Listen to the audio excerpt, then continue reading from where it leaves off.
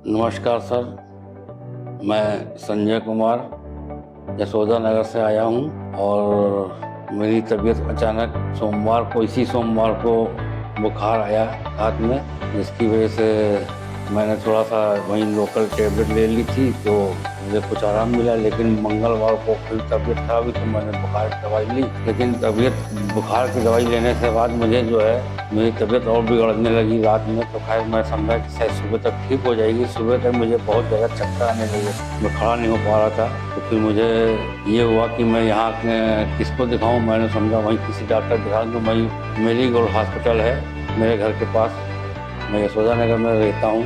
Marigold hospital बिल्कुल ठीक सामने। मैंने उनको दिखाने गया तो वहाँ डॉक्टर साहब मिले नहीं।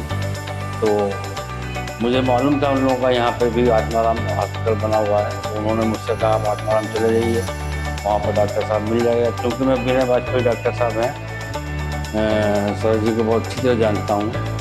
तो मैंने सोचा जी को दिखाऊंगा जाके। मैं जब यहाँ आया तो वो नहीं थे। लेकिन खैर यहाँ पे स्टाफ ने मेरे साथ और डॉक्टरों ने मेरा बहुत कोऑपरेट किया। तुरंत ही मुझे देखा, अटेंड किया और बहुत सीरियसली लिया मुझे।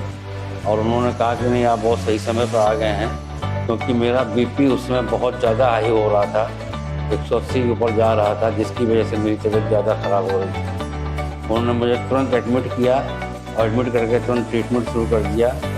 और उसके बाद डॉक्टर साहब आए। डॉक्टर साहब ने भी मुझे देखा और उन्होंने भी कहा नहीं ठीक है आप सब कुछ, अब आप अभी परेशान ना होइए। लेकिन उसके बाद मैं बराबर यहाँ एडमिट रहा 3 मंगलवार से।